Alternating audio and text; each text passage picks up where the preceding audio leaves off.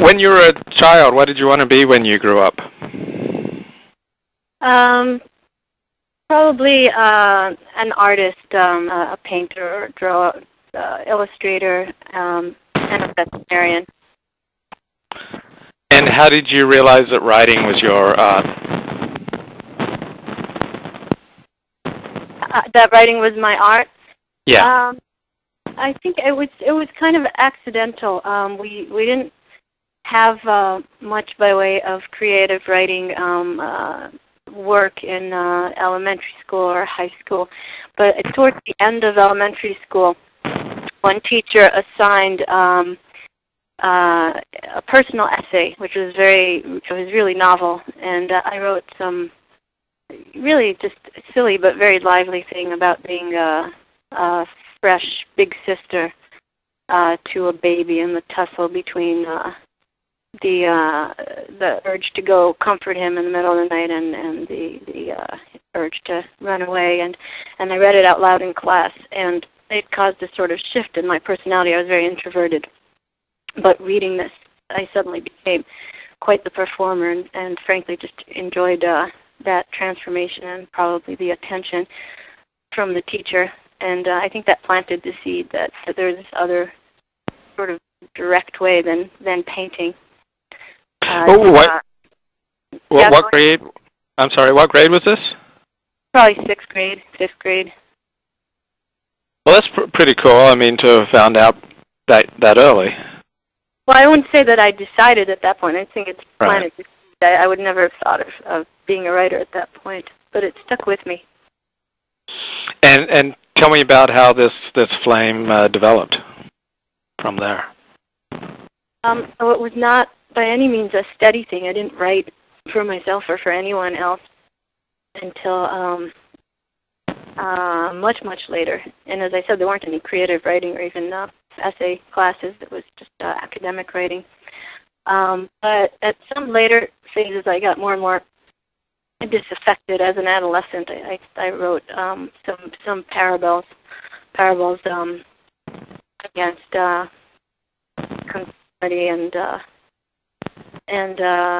fundamentalism and things like that were, very, very bad, but very righteous. And that got me interested again. And then I started writing some terrible poetry, and I think that sealed it. And that sort of, from that point, it was pretty steady. That was into late high school and college. And were you primarily writing in Hebrew or English? It's funny. I think at that point I was already writing, even though it started in Israel. I was writing in English. That stuff I was writing in English. I wonder why, but yeah. Can you compare the experience of writing in Hebrew to writing in English? Do you mean right now? Over the course of your life. Have you done creative writing in Hebrew? No. Well, I've started doing a little bit more of that recently, and it's a strange process because even though it was my primary language growing up, to some extent, we spoke English at home because I was raised by American parents in Israel, and I was born in the States. But now, certainly, most of the time, I speak in English. The world I'm in is English speaking. So when I write in Hebrew, I think I'm kind of rusty, to put it simply. It's a different kind of language. It's a little bit arrested. It's a little bit more formal than I would probably be. Than my Hebrew would be if I were in Israel now. When I go back and visit, people are sometimes struck by how formal some of my word choices are. It's almost like book language has stuck instead of my language evolving as it constantly is.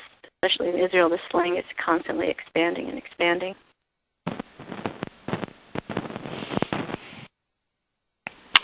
I'm just thinking about what you were saying. So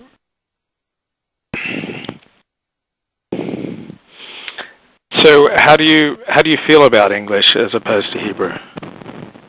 How do I feel about English? How do I feel about English as opposed to Hebrew? What exactly do you mean?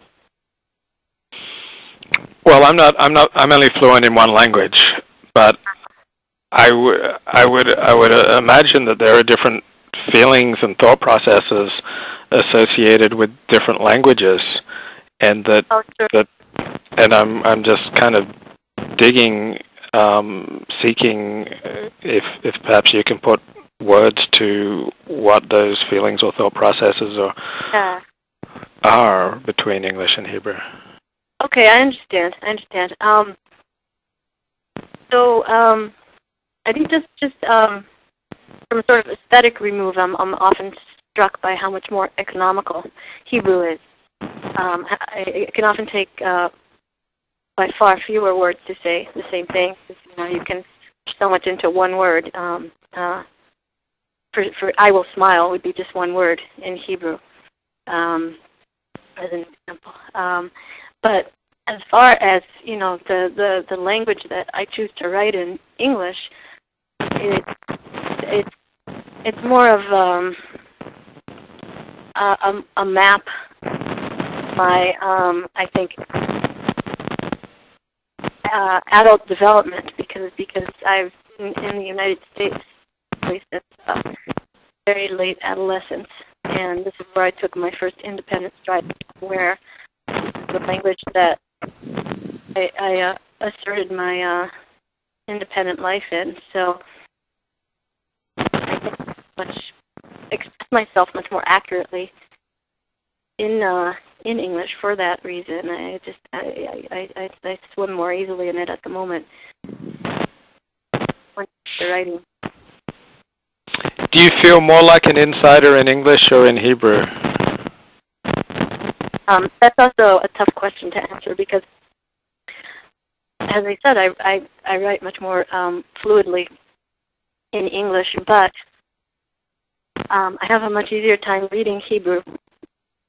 I have a pretty terrible attention span, but if I ever I find that I just haven't read in the longest time, which happens more often than I'd prefer to admit to, then the first thing I need to do is pick up a book in Hebrew, and that just sucks me in much more easily. I'm not as distracted by every little thing and every little thought. I can't say why. It might have something to do with that being tied to an earlier, less complicated in some ways time, more complicated in that. But that's just something more direct in writing. Mm-hmm.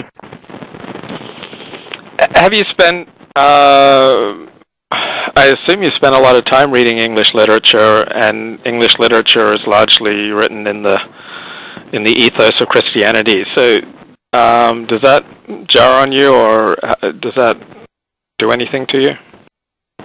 Does that what? I'm sorry? I'm sorry, the phone problems. I'm just thinking out loud. I'm just thinking the history of English literature is overwhelmingly Christian. It's written out of the ethos of Christianity, at least until the last 100 years. So I'm wondering if you've spent much time reading the classics of English literature, and if you, as a Jew, how you relate to that. I haven't really delved very deep into classic writings, so I can't say I really encountered English language writing as primarily a Christian world. I'm sure what you're saying is true, but I can't.